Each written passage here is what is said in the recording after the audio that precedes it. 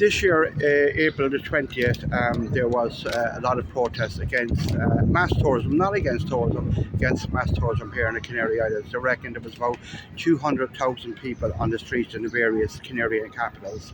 Now, I have to say straight away, other than that march, I have not seen or experienced any anti-tourist feeling here.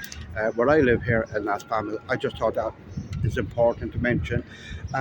So numbers have come out today on arrivals at Canarian airports in May. So did the April protests affect May? Let's take a look. In May, arrivals at Canarian airports, international arrivals, came in at 1,046,000, and that was actually up 8% on the previous May, in 2023, which was a record month. So I already know that May this year was a record month. Every month this year has been a record month, 461,000 people came from the Spanish mainland, and that was up 10%. So it looks like the protests in April had no effect on May, but I'm sure people would have booked for May, maybe back in January or February or something like that. So maybe June will give us a clearer idea. I personally don't think it's going to have any effect, but we'll see.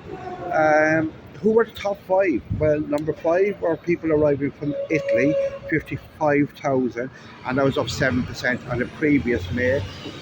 Number 4 was my own country, Ireland. 61,000 people arrived from there, and that was up 7% on the previous May.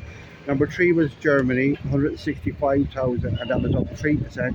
Number 2, people arriving from mainland Spain. I already said it was 461,000, and that was up 10% on the previous May.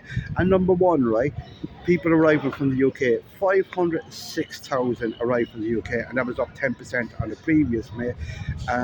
Just think about it, just over a million international tourists arrived in May, and just over 500,000 of them came from the UK. So 50% of all international tourists arriving in the Canary Islands in May came from the UK. That is a staggering number. It's a staggering number.